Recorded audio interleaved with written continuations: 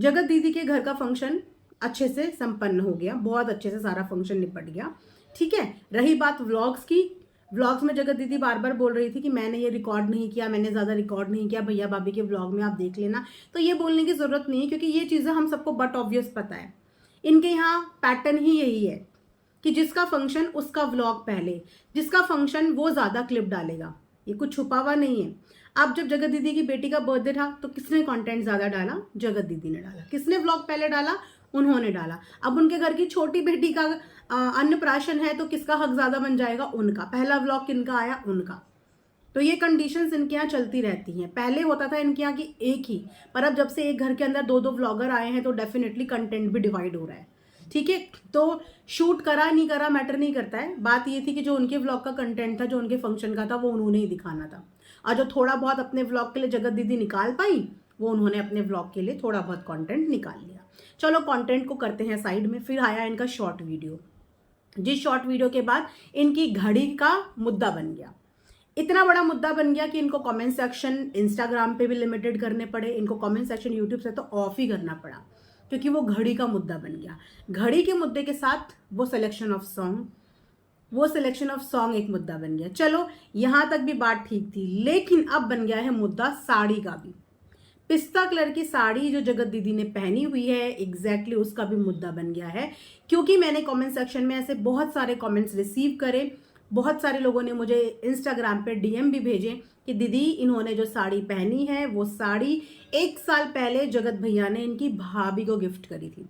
तो आखिर ये बंदी करना क्या चाहती है? जो चीज़ देखिए अफवाह है, जिस चीज़ में कोई सच्चाई नहीं है, मैं वो किसी के लिए भी नहीं बोलूँगी। लेकिन साड़ी क्या जगत भैया की दी हुई है? तो जी नहीं, वो साड़ी जगत भैया की दी हुई नहीं है।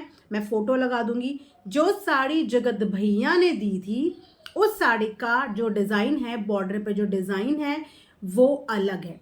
और जो साड़ी जगत दीदी ने पहनी थी उसके बॉर्डर पे हाथी के डिज़ाइन बने हुए हैं। और अभी सुई जो है वो जगत भैया से कहीं ना कहीं मुझे लगता है हट चुकी है, और वो जगत जीजा की तरफ ही है। जगत जीजा ने अपनी वीडियो में बताया था ना कि किस तरीके से इनके साइड के लोग उन्हें फ़ोन करते हैं।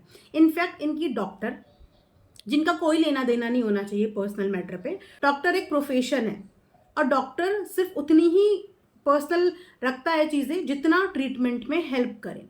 बट अगर कोई डॉक्टर इतना ज़्यादा डीपली इन्वॉल्व हो रहा है कि वो सामने वाले बंदे को कॉल करके शादी के लिए कन्विंस करने की कोशिश कर रहा है, तो वहां पे चीज़ें समझ में आती हैं कि शादी करने के लिए वो लोग आज भी रेडी हो जाएंगे, बेशर्ते अगर जगत जीजा तैयार हो जाए।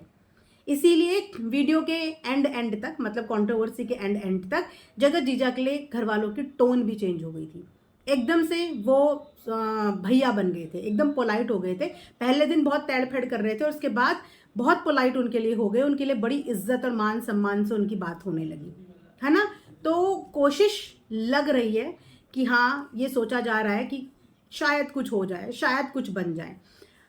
अब अगर आपने लाइव देखी होगी तो इनकी भाभी ने भी, जगत दीदी की भाभी ने भी लाइव करी थी अन्नप्राशन से एक दिन पहले, जहाँ पे जब भी जगत दीदी की शादी का क्वेश्चन पूछते हैं तो इनका पूरा परिवार यही बोलता है, बहुत जल्दी शादी होने वाली है, बहुत जल्द शादी होने वाली है, आप लोगों को ज़रूर बताया जाएगा, बहुत जल्द होने वाली है। मतलब पहले तो मुझे ये समझ में नहीं आता कि इतना डेस्परेट किसी की शादी को लेके क्यों है। दूसरा ये कि कोई इंसान ये स्टेटमेंट तब देता है जब उन्होंने रिश्ता विश्ता सब पक्का फाइनल करके रखा हुआ हो कि बहुत जल्दी है। कैसे कोई इतना श्योर हो सकता है कि बहुत जल्दी है? या तो लड़का देखा हुआ है, सब कुछ तय है, तब बोल सकता है कि बहुत जल्दी है। बट अगर ऐसा कुछ नहीं है और ये सोच रहे हैं कि ढूंढेंगे, तो मुझे सिर्फ ये समझ में नहीं आता कि शादी इतनी इंपॉर्टेंट क्यों बना दी है। और शादी के लिए जब भी बात छिड़ती है तो जगत दीदी इस चीज के लिए क्यों नहीं बोलती कि शादी मेरे लिए सेकेंडरी है, मेरी प्रायोरिटी मेरी बेटी है और मेरा करियर है। अगर मैं खुद इतनी सक्षम हूं कि मैं अपनी बच्ची को पाल सकती हूं, तो क्यों जरूरत है किसी आदमी की? अगर उनकी एज सपोज 40 ईयर्स अभी हो चुकी है, ठीक है, तो इस 40 ईयर्स की एज में वो अगर अब री मैरिज भी करती हैं तो सामने वालों की एक्सपेक्टेशन भी उनसे बढ़ती है, बनेंगी एक्सपेक्टेशन भी। शादी करने में बुराई नहीं है, लेकिन शादी करना जरूरी है ऐसे नहीं होता कि आपने बिल्कुल ही ऐसा बना दिया। अगर होगी तो हो जाएगी, बट नहीं, शादी होनी है मोर्चा, ये ऐसा लगता है जैसे जोर जबरदस्ती की चीजें हो रही, जिस पर कभी जगत दीदी भी आवाज नहीं वो खड़ी करती कि भाई मुझे, अक्सर क्या होता है लड़कियां कहती हैं मुझे नहीं करनी, मैं मेंटली प्रिपेयर नहीं हूं, मुझे नहीं करनी। जब भी आप किसी भी औरत से दोबारा शादी करने के लिए बात करते हैं तो वो कहती है मुझे नहीं करनी, मैं ऐसी ठीक हूँ। हाँ, घर वाले जबरदस्ती कर रहे हैं, मुझे नहीं करनी, मैं ऐसे ही ठीक हूँ, घर वाले जबरदस्ती कर रहे हैं। पर जगत दीदी ने तो कभी ये भी नहीं बोला कि मुझे नहीं करनी। वो बड़ी मुस्कुराती हुई, एकदम से चुप होती हुई बातें करती। भाई आप अपने आप में केपेबल हो, आप अच्छा कमा रहे हो, अपनी बच्ची को अच्छी जिंदगी दे रहे हो और आगे भी दे सकते हो, तो आपको क्यों किसी का सहारा चाहिए? हाँ, अगर किस्मत में कोई अच्छा राजकुमार मिल जाता है तो बहुत अच्छी बात है, लेकिन क्यों चाहिए? बार बार शादी को लेके इतनी ज्यादा हाइप क्यों बना दी जाती है? शादी होने वाली है, बहुत जल्दी होने वाली है, गुड न्यूज मिलने वाली है, अब मिलने वाली है, तब मिलने वाली है, होगी जगत दीदी की शादी, होगी जगत दीदी की शादी। होगी तो बहुत अच्छी बात है, लेकिन इसका मोर्चा मत बनाओ। मजाक लगता है कि शादी ब्याह में मजाक बना के रख दिया, गुड्डे गुड़िया का खेल, इससे नहीं तो इससे, इससे नहीं तो उससे, उससे नहीं तो इससे। अभी जो सिचुएशन से निकल के आए हो, पहले इससे तो बाहर हो जाओ। ये अपने आप में एक बहुत बड़ा ट्रॉमा होता है जिससे निकलने के लिए समय लगता है। एक तो एक रिलेशनशिप का एक्सपोज होना, दूसरा सगाई टूट जाना, और उसके बाद भी इंसान कैसे दोबारा से अपने आप को इतनी जल्दी मेंटली प्रिपेयर कर सकता है एक और चौथे रिलेशनशिप में जाने के लिए। तो भोपाली बहू का बर्थडे था, तो भोपाली बहू का था बर्थडे। सबसे पहले तो बिलेटेड हैप्पी बर्थडे। अब भोपाली बहू के बर्थडे में भोपाली बहू को सब लोगों ने विश किया, जो कि एक नॉर्मल सी बात थी कि ये लोग विश करेंगे, एक्सपेक्टेड था। लाइक अगर विश करेंगे उनके ग्रुप के मिशु, आकांक्षा, सुमित या सरिता जी या दूसरी वाली आकांक्षा, तो ये बट ऑब्वियस है, जैसे कि हाँ फ्रेंड जोन है, करेंगे विश। लेकिन एक और इंसान ने विश किया जिसका विश करना मुझे एक्चुअली एक्सपेक्टेड नहीं था, एक्चुअली नहीं था एक्सपेक्टेड, क्योंकि उन्होंने कभी इस बात का शो ऑफ भी नहीं किया, कभी बताया भी नहीं कि वो एक्चुअली में अभी भी भोपाली बहू के साथ टॉकिंग टर्म्स में हैं या नहीं है। लेकिन जब मैंने उनका भी बर्थडे का विश देखा तो आई वॉज लाइक यस, इसे कहते हैं न्यूट्रल रिलेशनशिप, जो हर जगह बैलेंस करके इंसान चलता है। वो है सृष्टि जी के बारे में।